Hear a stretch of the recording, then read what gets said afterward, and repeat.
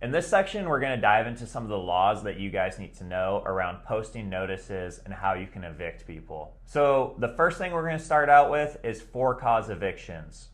You have for-cause evictions and no-cause evictions. For-cause evictions are when someone does something against your lease terms and you have the right to post notice or start the eviction process with them. So the first and most obvious reason is for non-payment of rent. So if they stop paying you rent, you can give them a 72-hour notice after 8 days of not collecting rent that says, I will start the eviction process. Or after 5 days of not collecting rent, you can give them 144 hours. So when I say 72 hours and 144 hours, that is the amount of time you are giving them to cure that before you start the eviction process. So you're posting notice, letting them know these are the next steps if they do not pay rent.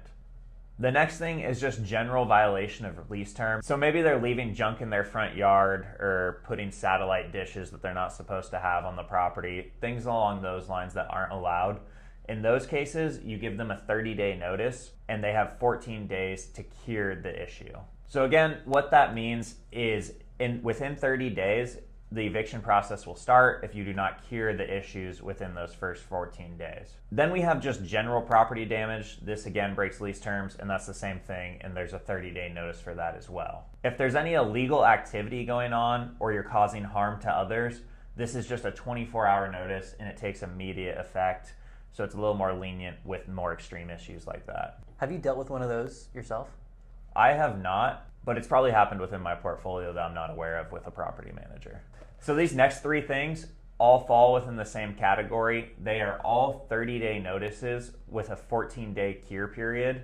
And these things are disturbing other tenants. So let's say you're living in a fourplex and one of your tenants is playing really loud music really late. You're disturbing other tenants. That's one reason to give them the notice. Health and safety violations. So maybe they're, growing mold or something purposefully within a unit, something along those lines. Or they're having unauthorized occupants. So maybe there's only 2 people on the lease and they just moved another third person in that's not on the lease.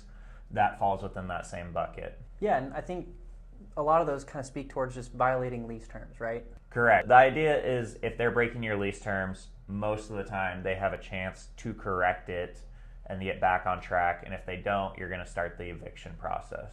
Yep. So then we have no-cause evictions. So these are eviction notices you can give when the tenant has done nothing wrong, but you are still trying to move them out of the unit. So there's a ton of reasons why you may want to move someone out of the unit that we'll dive into.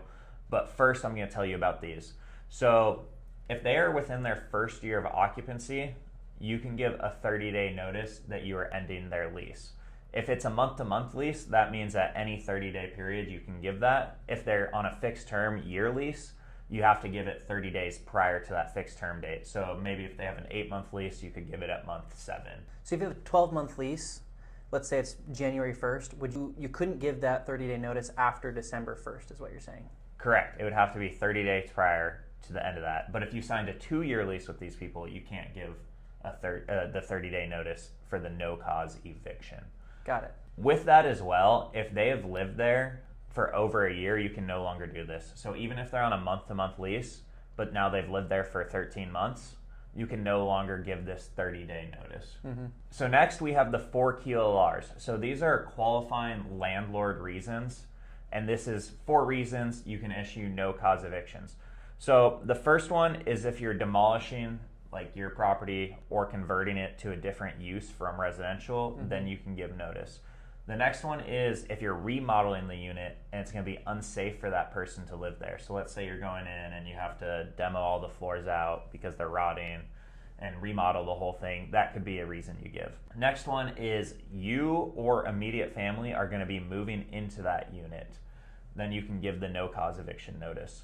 And then the last one is if you're selling a property and you're accepting an offer from a buyer who will be occupying that property, then you can give a no-cause eviction QLR notice to that as well. And for all 4 of those, these are all 90-day notices you give, but you have to give 1 month's rent as well as a concession when you give them this notice. Unless you own 4 or less properties, then you do not have to pay that 1 month's rent. And then there's a little different rules if you're within Portland as well. So I know a lot of the questions that I get regarding QLRs is the remodeling portion. So if you're going to remodel and it's unsafe to live, Where does that line drawn? Like when you guys are looking at underwriting a property, what level of remodeling do you have to do to feel comfortable that you can go QLR and safely evict those tenants? There isn't a specified level of remodel that is required, so it's a pretty gray area. It's important to understand that a tenant can sue you, or anyone can sue you at any time for anything. So Right. you're trying to treat them properly and do the best of your ability. But we do QLRs for unsafe units all the time. We have properties that have rotted floors, they have leaks, all sorts of things. And that's typically when we're doing the QLR notice, because we need to go renovate that unit and bring rent to market. It's unsafe in the meantime for them to continue to live there. So when you're delivering all these different notices to tenants, it's really important for you guys to check the leases and say how and where these notices need to be delivered. Typically, you're doing a personal delivery where you're going and handing it to them. You could post the notice on their door at whatever property the lease says to deliver it at, or you could send it to them via certified mail. It's very important for all of these that you document how the notice was delivered and you have proof. So certified mail, they give you a receipt showing when and how you sent it. For all these notices as well, you can get updated forms online. So they're all drafted by attorneys and it tells you how to do so, and you'll get full on packages for all this stuff. Yep. Another thing to note is when you're giving these notices and there's different periods to cure and different delivery dates, you need to make sure that you account for the time of delivery. So if you're mailing a notice and it's going to take 3 days to get there, you need to add in that extra time frame. The next thing to understand is rent increases. So in Oregon, we are one of the few states where there's rental control, meaning they cap how much you can increase a tenant's rent by. So if a tenant moves out and a new tenant moves in, you can reset the rental rate to anything. It doesn't matter. But if a tenant is continuing to live there, you can only issue a rent increase one time within a year. So the maximum amount you can give is 7% plus CPI, which is Consumer Price Index, which kind of accounts for inflation. And this cannot exceed 10% within Oregon. So if CPI is 2%, it would be 7% plus 2, you're at 9%. If CPI is 7%, like it was in 20 through 22, you're capped at that 10% number. For all rent increase notices, you have to give them 90 days out from when it will take effect at minimum. And with properties that are 15 years or newer, you have no rent control on those, so you actually can raise rent past the 10% mark. So when you're screening tenants, there's a few things you need to know. The biggest no-no is discrimination. So there's things that are called protected classes that you cannot differentiate who you're allowing to live in your unit by. Those things are race, color, national origin, religion, family status, disability, marital status, source of income, sexual orientation, and gender identity. So you cannot accept or reject anyone based on one of those things. So it's very important that you have consistency across all your screening applications and that you treat everyone on a first come, first served basis. So if you have your screening criteria and someone meets it, you have to accept them. You can't deny them for one of those reasons. If they don't meet your screening criteria, then it's fine, you can reject them. So it's important that you have this documented out, what you are looking for. So if anyone causes you problems, you can have it clearly stated what you were looking for and what they did not meet.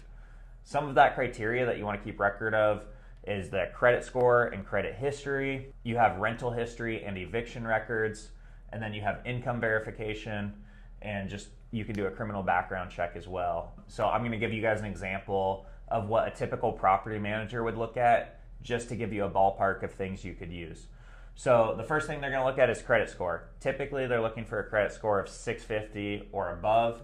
And you can adjust all these things as well. If in your market you're not finding tenants or you're okay with a lower credit score, that's completely okay. But this is just to give you an idea of what some property managers use. The next thing they're looking at is credit history. So they want no accounts sent to collections within the last 3 years, no bankruptcies within the last 5 years, and a history of on-time payments on their credit report. Typically, they're looking for an income of 2.5 to 3 times rent. So if your rent's $3,000, they may want to see your gross income before taxes be at $9,000 or so. The next thing is they don't want to see any prior evictions, and then they don't want to see any violent criminal history, felonies, or possible pending convictions as well. They're typically also looking for verified proof of income, so they're looking at pay stubs or other ways that an employer can verify what they're paying a tenant. And then they're looking for references from previous landlords as well, so they're going to call and check in and make sure they're paying rent on time and we're a good tenant. When you were managing your own properties, how important was it to you to verify with references and make sure that you called the employers or past landlords? I never did it one time. I was a little bit of a lazy property manager, but I was fine with the credit score, income verification, and background check, and that was plenty for me personally, and I didn't have problems with it. But if you want to be super diligent about it, you can definitely call references. So you mentioned when you were managing your property, you did your own background checks, you were verifying income and checking credit. How did you do that?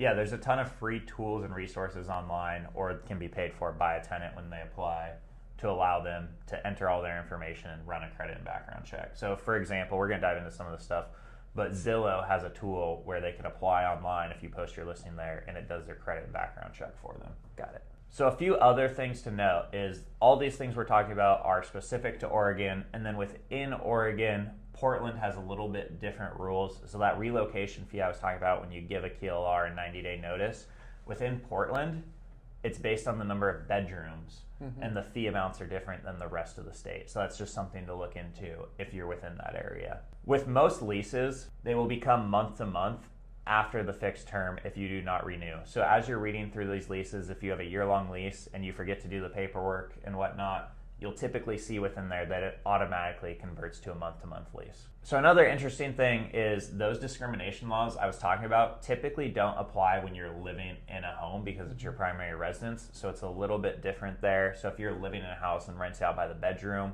some of those laws may not apply to you. It's not the best practice to have, but it's something to be aware of that's a little more flexible if you're renting a space out that way. Whenever you need to enter a unit, whether it's to do an inspection and a repair, or you're selling a property and showing it to buyers or sellers, you have to give your tenant a 24-hour notice every single time you're showing up to the property and you're looking to go inside. So that's another important thing to note. The next thing is when you give a security deposit back minus any damages or repairs you have to a tenant, you have to give that back to a tenant within 31 days of when their lease ended. And then finally, this is a big one that most people don't think about, but when you buy a property and you live in it for a bit, you have homeowners insurance. When you move out, you need to call your insurance company and switch this over to landlord insurance so you are properly insured. Trevor, on that insurance piece, when you switch to landlord insurance, is that typically more or less expensive? It pretty much costs the same. It's not really a price difference. Got it.